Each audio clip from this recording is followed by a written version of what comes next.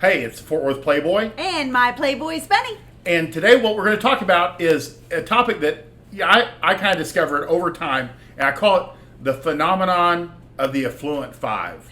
And every time we kind of like explain it to people of like what we see, they sit there and they think about it and they go, yeah. You're right.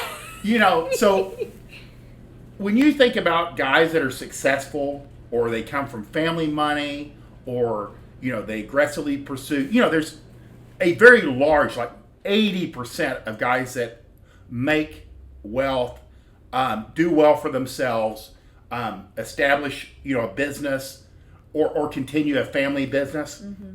Well, and the key being they need to be able to have a stable home life so that they can be ultimately successful. But what you're thinking in your head is these men are going to be married to because like you say you look at President Trump, and he was always married to a model, or dating, and you always think of these super successful gentlemen as married to extremely attractive women. Miss Universe. Yeah, I mean, or you look at like the leaders of like other countries, and it's like France. I mean, they'll always have a knockout on their arm. Yeah. But in reality, it's not like that at all. And everybody goes, I'm going to make a bunch of money and marry a hottie. Yeah. And so what we notice, because we own a gym, we work in a very affluent area, and there's other areas, like in every city, major city in the U.S., there's neighborhoods exactly like the one we live in. Yeah. It's old money. It's the original families of the city. And then you have new money come in, and you have the kids and the grandkids and the great-grandkids of those people. Yes. That's where we're at. And so what I noticed is, around 9 a.m., you always get your, your stay-at-home moms. Yes. They've dropped the children off. They drop the kids off, and they come in. Go to the gym. And I was looking, and I was like, these girls are slim, and they're fit, but they're not, like, facially, they're not that attractive. Yeah. These are not the beautiful women. These are true fives and sixes, like MPB says, once they put the hair and the makeup. But we see them as their husbands see them. Right. We see them like they just woke up, essentially, because and they rolled out of bed. They don't really have makeup on. They don't have their hair fixed. They're in basic workout clothing. And that's when you're judging appearance or beauty. But the more we have been in these circles, or is what we've learned is, like, especially for established families, is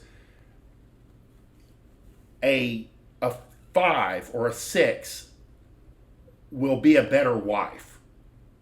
And these girls, they tend to know where they're coming from. Mm-hmm. They go to a good private college. Mm-hmm. They go for the MRS degree. Mm-hmm. And they know exactly what and they tend to stay in shape. They have to. Yeah. That's the number one thing. They're fit. They're not crazy fit, like obsessive about it, but they're not overweight. They look great. Well, they know it's part of their job. Yeah, it's part of their job.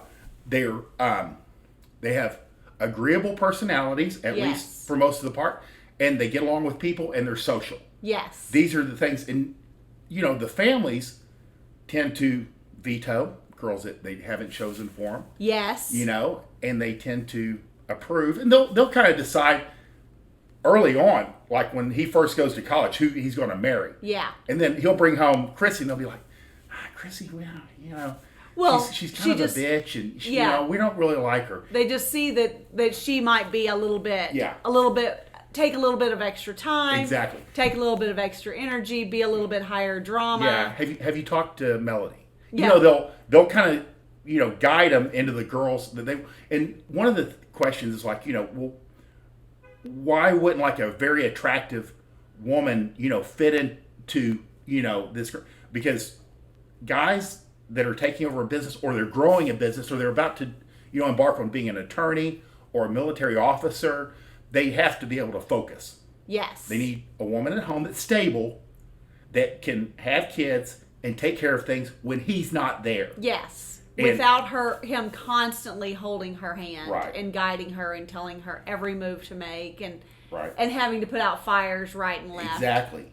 And that's where the affluent fives come in. Mm-hmm. They're pleasant, agreeable. A lot of them, do a corporate career for like 2 years and then, bail and go get married. But whatever they're doing, as soon as they get married, they tend to stop. Yes. Or as soon as the kids come, they definitely stop. Yes. But that's the thing. And so he picks a 8, 9 high maintenance. There's going to be drama at home. Mm-hmm. The family usually doesn't approve of it because, one, women are jealous. They know.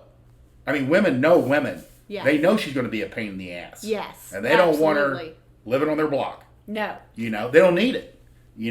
It upsets the whole dynamic. Well, and those kind of drama-filled women, then they're also the ones who tend to, once the children come, they keep the grandkids away from the grandparents. All kinds of bad. Yeah. They keep him away from the family. None of this is healthy. None of this is good.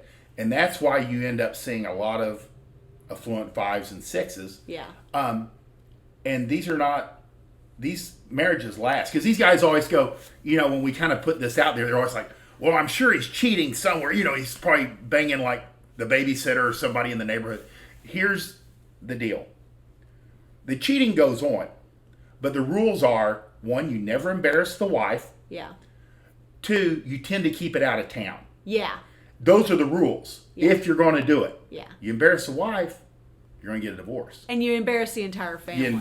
Yeah. And that's why a lot of them just keep it out of town because they travel so much. Yeah. And those are the rules. And a lot of these guys are genuinely the happiest of all. Oh, because yeah. they have a little bit of stress at work, but at home, they're pretty solid. Yeah. They don't have to worry about it. And you end up with like Goes a long lazy way. or drama-filled 8. They're demanding, they want you to still spend above and beyond whatever your limits are. Yeah. It's because you got a lot of these girls, and people don't realize it, like, even though you're coming from money, they have an allowance. Right. And they only are given so much money per month to spend per category. Exactly. And most, high demand girls that have been kowtowed their whole lives because of their appearance. Yeah. They don't want to hear any limits. No. They want what they want.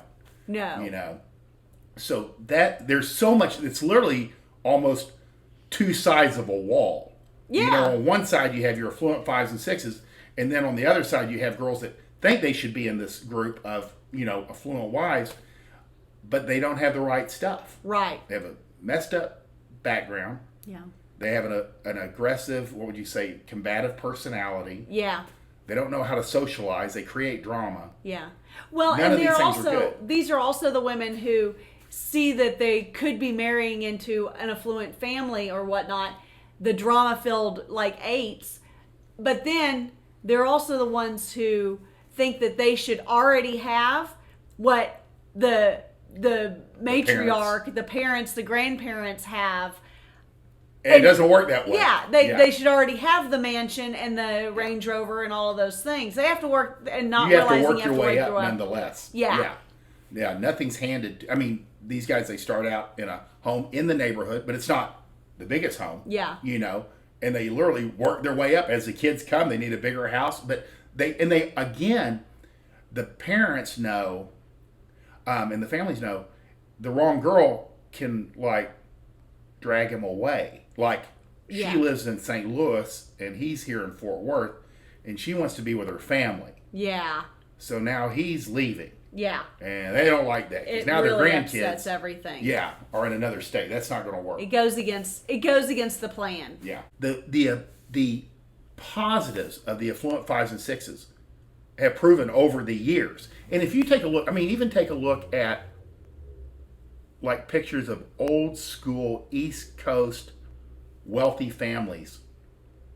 The men are attractive. These are handsome men. And the women will be somewhat average. And you look at a lot of pictures nowadays, and women are happier, or in their happiest relationships with a man who's 1 or 2 points above in appearance. And it's not unusual, And that's what you kind of have to look at. Is this is one of those things that's kind of like played out over generations and proven itself to work. Well, and that's why we wanted to bring this up is whether, no matter your socioeconomic station in life, I think a lot of people, I think that what we see a lot of on Twitter is a lot of people, wanting to, make 6-7 figures from their living rooms at home, and then, bang Instagram Miss Universe, girls, yeah. Instagram models all day long. And the reality is, a lot of times it just doesn't work out that way. It doesn't behoove you. It does not benefit you. No. It actually works against your goals. It's two sides of the same coin. Right. In general, and it's not like you're settling or right. choosing down. You're making the best choice for the whole picture. Yeah. Who would be the best mother? Who would be the best wife? Who would be the best homemaker, caretaker? Yeah. Because, or like a lot of these guys want a homestead. Well, you can't take an 8 out of a major city. She ain't going to homestead. Well, especially not a 19-year-old 8. No, that's another thing that we talk about a lot is, is she 18? Is she 19? Yeah. Or is she 35? Is she that? Yeah. A lot of people, a lot of ladies are very attractive as long as they're slim and healthy in that age range. You better look good at 18. If you don't look good at 18, But we know. Like 3 out of 4 girls are overweight by the time they hit college. Right.